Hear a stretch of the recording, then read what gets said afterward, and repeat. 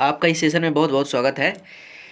आज हम एक बहुत ही इम्पोर्टेंट टॉपिक पे हम लोग डिस्कस करने जा रहे हैं, जिसका नाम है सैम मैरिज।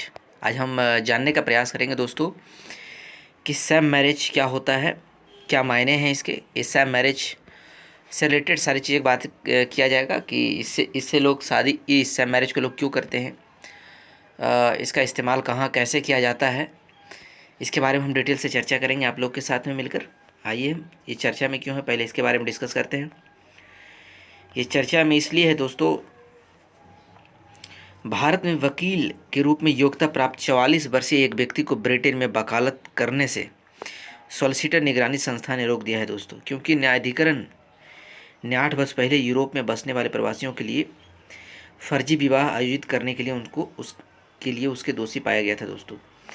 मैथ्यू, ये वकील का नाम है भाई साहब का मैथ्यू मोहन राज मोहन चिल्लम, पर सॉलिसिटर्स रेगुलेशन अथॉरिटी द्वारा धोखाधड़ी वाले आवेदनों के आरोप लगाए गए थे। अनुशासनात्मक न्यायाधिकरण ने अपने फैसले में कहा था कि इसमें कोई संदेह नहीं है कि उन्हें पता था या उन्हें पता होना चाहिए कि उनका आचरण जनता की रक्षा करने और कानूनी पेशे की प्रतिष्ठा के दायित्वों का भौतिक उल्लंघन था।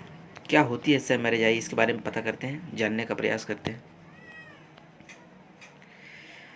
विदेशी नागरिकता पाने के लिए की गई जो मैरिज इस श्रेणी में रखा जाता है, यानी कि विदेशी नागरिकता पाने के लिए जो शादियां की जाती है, वैसे ही शादियों में एक तरीके का सैम मैरिज भी है दोस्तों।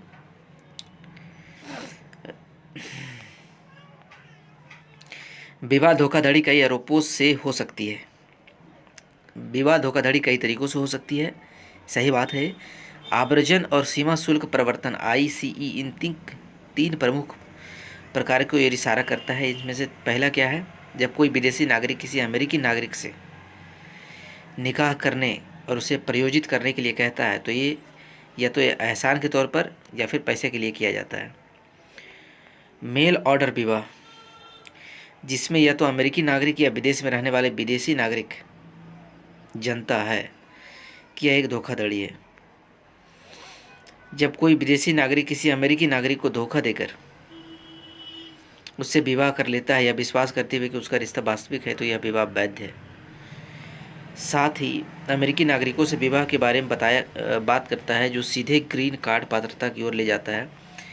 विदेशी नागरिकों के लिए उन विदेशी नागरिकों के साथ धोखाधड़ी विवाह में प्रवेश करना भी संभव है जो अमेरिकी ग्रीन कार्ड के लिए कतार में रहे। उदाहरण के लिए, यदि कोई विदेशी नागरिक अपने व्युत्पन्न परिवार के सदस्य के रूप में अमेरिकी निवास प्राप्त करने की उम्मीद में विविधता वीजा लॉटरी विजेता या शरण आवेदन से विवाह करता है, तो उसे भी धोखाधड़ी माना जाता है दोस्तों। क्या है नागरिकता अधिनियम, क्या कहता है? नागरिकता अधिनियम 1955 संविधान लागू होने के बाद भारतीय नागरिकता हासिल करने इसके निर्धारण रद्द करने के संबंध में एक विस्तृत कानून है। इसे उससे आसान भाषा में समझाने की कोशिश की गई है। यह अधिनियम भारत में एकल नागरिकता का प्रावधान करता है, यानी भारत का नागरिक किसी और देश का नागरिक नहीं हो सकता है।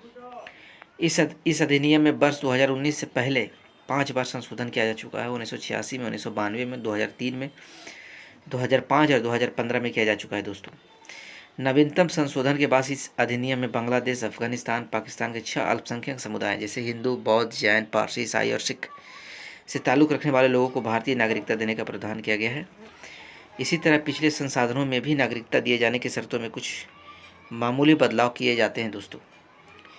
भारतीय नागरिकता अधिनियम 1955 के अनुसार कुछ प्रावधानों के अंतर्गत भारत की नागरिकता ली जा सकती है।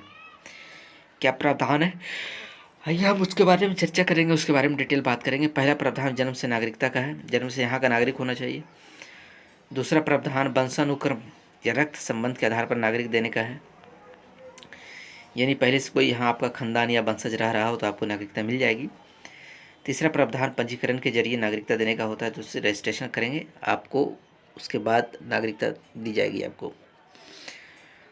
अवैध प्रवासी को छोड़कर अगर कोई अन्य व्यक्ति भारत सरकार को आवेदन नागरिकता मांगता है, तो ये कुछ विधियां हैं जिनके आधार पर उसे नागरिकता दी जा सकती है। भारतीय मूल का वो शख्स जो देश में नागरिकता के लिए आवेदन देने से पहले भारत में कम से कम 7 साल रह रहा हो।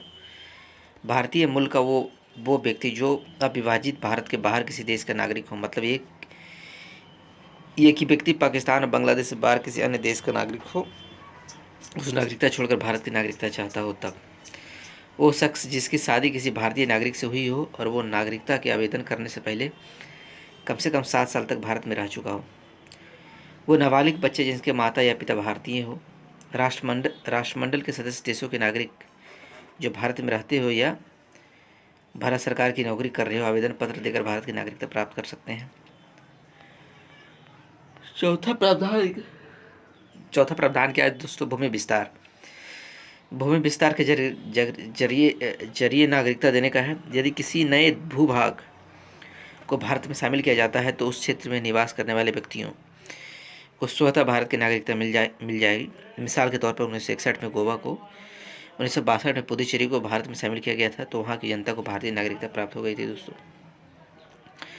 5वां प्रावधान है नेचुरलाइजेशन के जरिए नागरिकता देने का, यानी देश में रहने के आधार पर भी कोई व्यक्ति भारत में नागरिकता हासिल कर सकता है, बशर्ते वो नागरिकता अधिनियम के 3री अनुसूची के सभी योग्यताओं पर खरा उतरता हो। आज का सेशन में इतना ही था। बहुत बहुत धन्यवाद दोस्तों। आप लोग अपना ख्याल रखिए।